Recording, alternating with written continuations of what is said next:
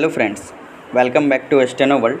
This is exercise number 3 and 4 of the Progressive Monthly Magazine for the month of May 2023. So be ready guys for the dictation. Sir, I have had the opportunity of going through the performance budget which was presented to the House by various ministries. May I request the Finance Minister kindly to go through at least one performance budget. If you want, you can go through the entire thing and see whether, in the case of at least one ministry, the performance budget has really fulfilled the targets or not. He must first satisfy himself. I, for one, at least can say that it does not give any correct idea as to what are the physical targets which they have set for themselves and how they are going to be answerable to the Parliament next year when the budget is presented. If we have to compare the performance budget of next year with last year's budget, the members of Parliament should be in a position to find out as to whether they have been able to achieve the targets that they have set for themselves, and if they have not, they should find out which department has failed, where the things have gone wrong. At least we should be able to find out these things. Sir, the third point which we may bring to the notice of Honorable Finance Minister as a matter of abundant precaution is about in infrastructural facilities which are very badly required if we really believe in industrial and agricultural growth. Here, the state electricity boards, the coal ministry, and the railway ministry have a coordination committee, but at the same time, greater attention will have to be paid to see that our production does not suffer because of the infrastructural facilities which are not coming up to the mark. That is the only apprehension left. If we are able to fulfill this expectation, if electricity becomes available to all the industries which are either existing or which are newly set up, agriculturists should also get power which is very badly required. I am sure the production oriented budget which the Honorable Finance Minister presented to the House will be completely fulfilled and there should be no difficulty about it.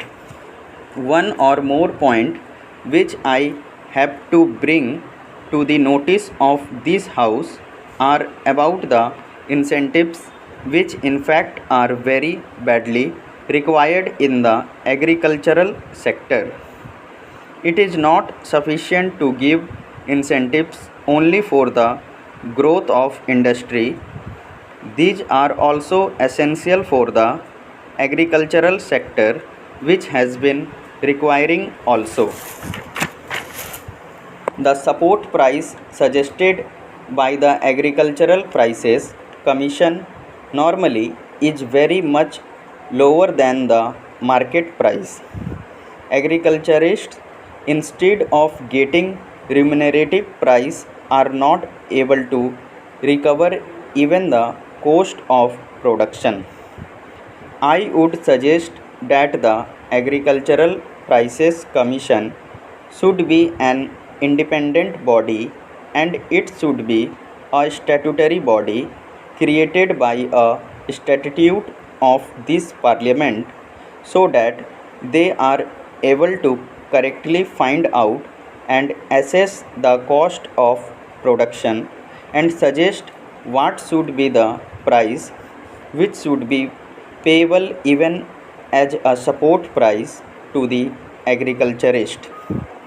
The second point is about the agricultural credit line, which has got chalked up in a large number of states and it has got to be created. Honorable member is not here, and I was amused to find that every now and then, whenever the question of Maharashtra scheme was being raised here, he always used to say that there are some fictitious transactions and fictitious loans were given. I do not know on what basis he has been saying that. Even if there are some fictitious transactions, those could be found out and persons concerned punished for that. Why should every cultivator be punished for that? They are not able to utilize the Reserve Bank credit limit because a large number of defaulters are there. The Maharashtra government has taken a bold and realistic step in this direction, and they wanted to provide rupees 50 crores for wiping out the loan of these small and marginal farmers. I would request the finance minister to see that at least the Reserve Bank does not come in the way.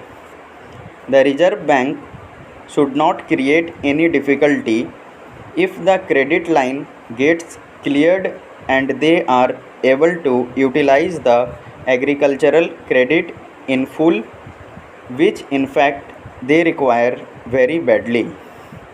There is one more point, some kind of adjustment in the price of urea and other chemical fertilizers which the cultivators have to use is necessary.